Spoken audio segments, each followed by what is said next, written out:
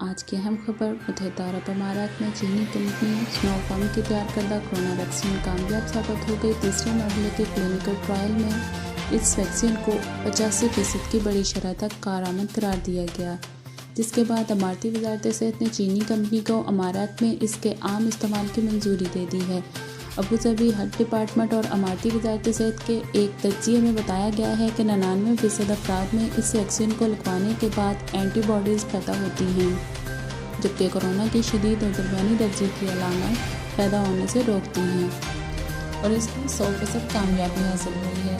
اس vaccine کے استعمال کے بعد کوئی مؤثر اثرات سامنے نہیں آئے۔ امارات میں سینوفارم ویکسین کا استعمال گرمیوں میں تجرباتی بنیادوں پر شروع ہوا تھا، جس دوران 31,000 سے زائد افراد نے یہ ویکسین لگوائی۔ اس کے علاوہ بحرین اور اردن میں بھی اس ویکسین کے محدود پیمانے پر کلینکل ٹرائل کیے گئے۔ یہ ویکسین بیجنگ انسٹی ٹیوٹ آف بائیولوجیکل پروڈکٹس نامی تحقیقی ادارے اور سینوفارم کی جانب سے مشترکہ طور پر تیار کی گئی ہے۔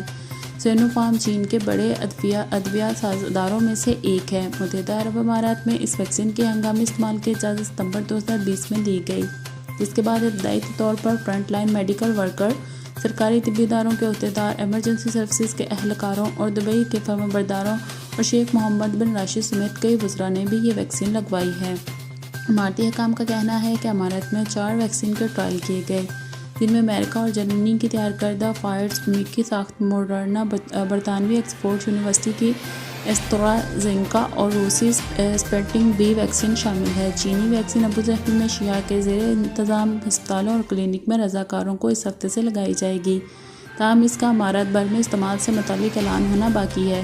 ابوظہبی کی جانب سے روسی ویکسین اسپوتنک وی کے بھی تیسرے مرحلے کے کلینکل ٹرائل کا اعلان کیا گیا ہے، جو پہلی بار لگانے کے بعد دوسری بار 20 روز کے وقفے سے لگائی جائے گی۔ ایک افغانی ریسٹورنٹ مالک نے اپنے ساتھی کے ساتھ مل کر پاکستانی ملازم پر ظلم کی انتہا کر ڈالی۔ خلیج ٹائمز کے مطابق ریسٹورنٹ کے 21 سالہ افغانی مالک نے اپنے 26 سالہ افغانی دوست کے ساتھ مل کر پاکستانی ملازم کو تشدد کا نشانہ بنایا اور پھر چھری سے حملہ کر کے اس کی بائیں ہاتھ کی ایک انگلی بھی کاٹ ڈالی اور دوسری انگلی بھی شدید زخمی ہوئی۔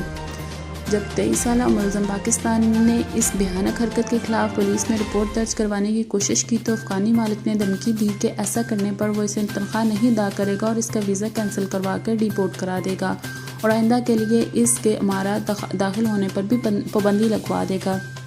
تاہم پاکستانی نے نتائج کی پرواہ کیے بغیر اس واقعے کی رپورٹ ارشیدیہ پولیس اسٹیشن میں درج کروا دی۔ پاکستانی ملازم نے عدالت کو بتایا، میں الغروط کے ایک ریسٹورنٹ میں ملازم ہوں۔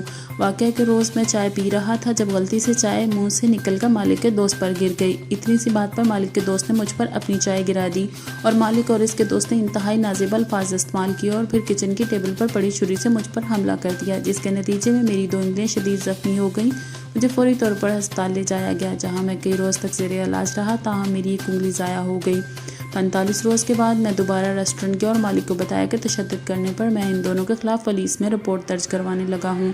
اس بات پر اس نے مجھے دھمکی دی کہ وہ میری تنخواہ ادا نہیں کرے گا، میرا رہائشی ویزا کینسل کروانے کے بعد ڈیپورٹ کرائے گا اور میرے امارات دوبارہ داخل ہونے پر پابندی لگوا دے گا۔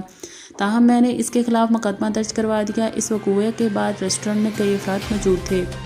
عدالت میں پیش کی گئی میڈیکل رپورٹ کے مطابق ملزم کی ایک انگلی بری طرح متاثر ہوئی اور وہ کئی ماہ بعد بھی اسے حرکت نہیں دے پا رہا۔ اس مقدمے کی اگلی سماعت 29 دسمبر کو ہوگی۔